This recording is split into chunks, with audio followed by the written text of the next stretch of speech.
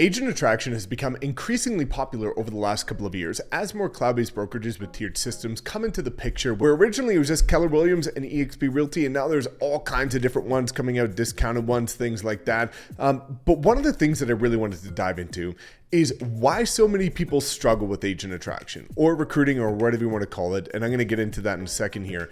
But a lot of people struggle to attract agents, and they struggle to grow, and they struggle to build the residual income for the 5 reasons that I'm going to explain that you need to listen to. And just to give you some context as to what I've done in this space so that you know that I actually know what I'm talking about. I've been with eXp for just over 2 years, and for the last many months, based on the date of this recording, I've got the most number of personally sponsored agents globally in the history of eXp, and the most number of personally sponsored actively producing agents, or an FLQA, in the history of eXp globally. And I've done this all without reaching out to a single agent. I've never messaged, called, DM'd, emailed, done an event, anything to get an agent to partner with me. 100% of them have direct messaged me, booked into my calendar, which you can do below if you want to talk about partnering with our group and why I'm breaking records and the stuff that we've done for our group. But either which way, based on being somebody that has done this at quite a high level, if you will, and has my finger on the pulse of what other agents are doing and why they're struggling, I wanted to give this to you because I want to improve the quality of how people approach these models,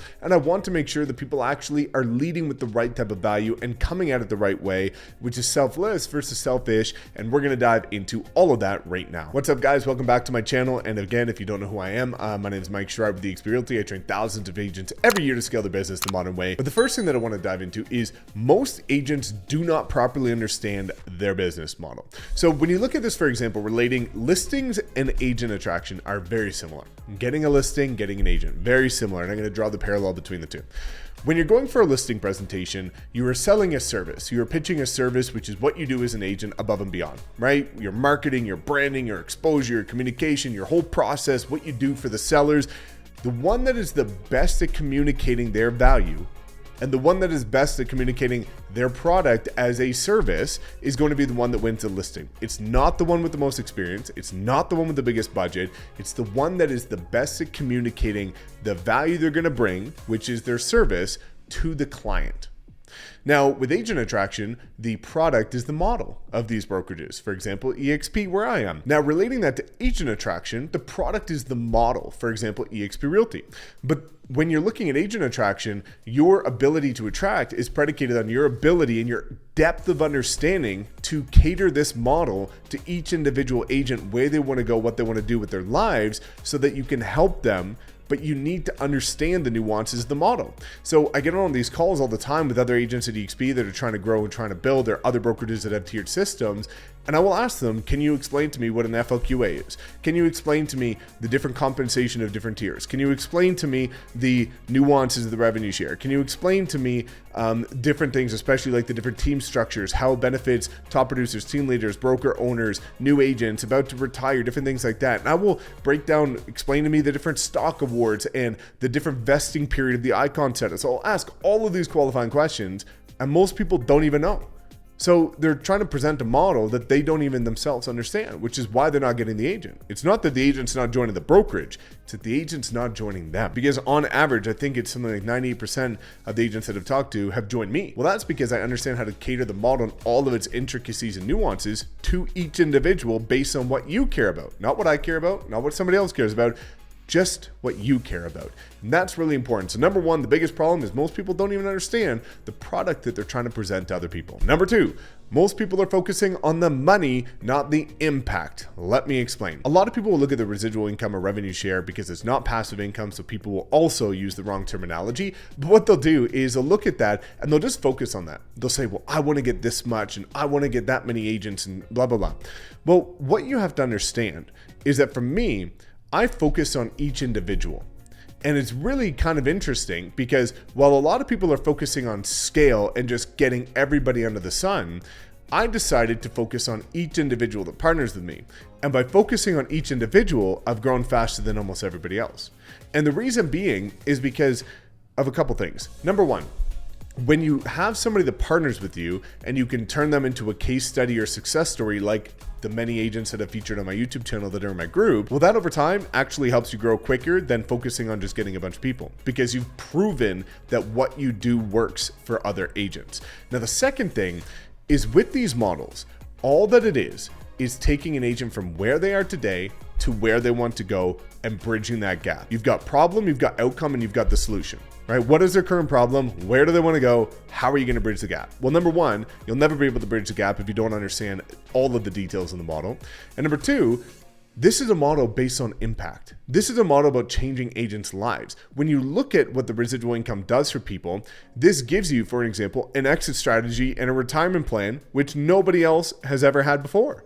When you look at the beauty of these models, this is life-changing for a reason, but most people are not taking the selfless approach about focusing on each individual and what it can do to change their lives. They're more focused on what you can do to change my life. And by doing that, in my opinion, it's very counterproductive because it's defeating the entire purpose of the model. The entire beauty of this model is that we all win. We all can build the lifestyle of their dreams. We can create wealth. We can create lifestyle. We have an exit strategy. We've got a security blanket for our family. And there's so many different things that are powerful about this that agents need to benefit from. And it blows my mind that every agent's not here, to be completely honest, because if you actually sat down with somebody that knows what they're talking about related to EXP, every agent would be here.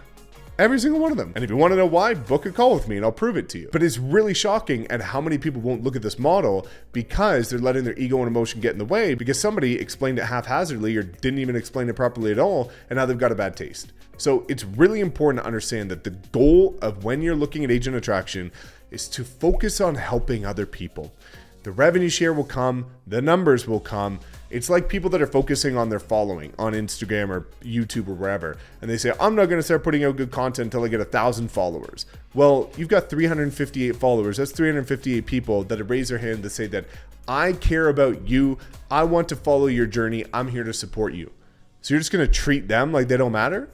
So you've got 7 agents and you're just going to treat them like they don't matter because you want to get to 1,000? Or you want a certain residual? It's not the right way to do it. And I'm not saying that this is what people do. I'm just saying that this is stuff that I've heard. And it's really important to, again, focus on the selfless opportunity that this brings to people, where there's even stories of, a woman in my city where her father passed away.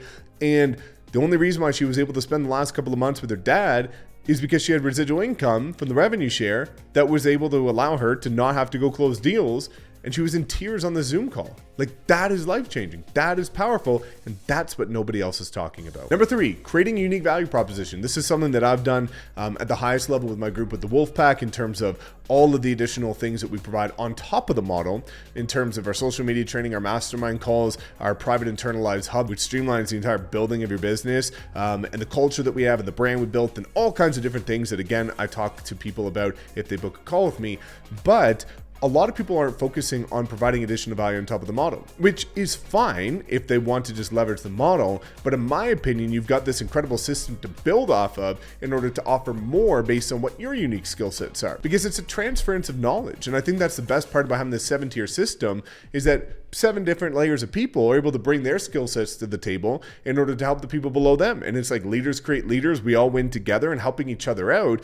That's what I love about this model. And I think a lot of people aren't focusing on what can they do above and beyond the model in order to help agents build their business, scale, and really leverage this to the fullest capacity and to make sure that you stand out and make yourself unique. Number 4, community and culture. This is incredibly important because when you look at a brokerage, for example, and they all operate this way, I'll just use EXP as an example because that's where I am for a reason, because I've run the numbers at every other brokerage and I can't see why it would make sense to go anywhere else. But either which way, all of these cloud-based brokerages are geographically fragmented. The agents are all over the place, right? I've got 100 agents in India. I've got a ton of agents in South Africa. I've got agents in almost every state, every province, all over the place. Now, the problem is that a lot of agents get fearful to come to these brokerages because they feel like they're going to operate culturally fragmented. Whereas our group is built like a family. We called it the Wolf Pack because we run like a pack, not a lone wolf like most agents. And you'll see the level of intimacy we have with our group is incredible. Everybody knows everybody. It's like a big family. When we go to events, we're all together. We do a bunch of additional stuff on top of what the events are doing. And we've really instilled a very deep culture within our group and a community and a sense of pride. And I transparently poll my group every year. The majority of them said that they felt more intimately connected to our group, geographically fragmented virtually all over the world, than the physical brick and mortar brokers they could operate in because of the cadence of our call structure, the level of support they get, and all the different things that we do differently. Well, not a lot of people focus on that. And that's why they start dealing with attrition issues, because they haven't created something that people can feel like they're a part of. And I think that's a really important part, that if you're going to be geographically fragmented to make sure that you're not culturally fragmented. Because again, with the physical brick and mortar office in your local city, it's the opposite. You can kind of get away with being culturally fragmented if you're not geographically fragmented because you're all in the same office. Well, the opposite happens with these cloud-based brokerages is you really need to work on culture, collaboration, community, and instilling a sense of family within your group so that people are excited and proud to be with you and they don't feel like they're on this mission alone. Number 5, not becoming a true leader. This is a big one, and this is what I'm consciously working on all the time. You can see my shirt, the Realtor shirt, where I'm with Andy Frizella and Ed Milet, my 2 coaches, and a lot of what we talk about is becoming a leader. And what a lot of agents fail to realize is that just because you're a top producer does not mean you're a strong leader. To become a top producer, all you have to care about is me, myself, and I. One person, which is you.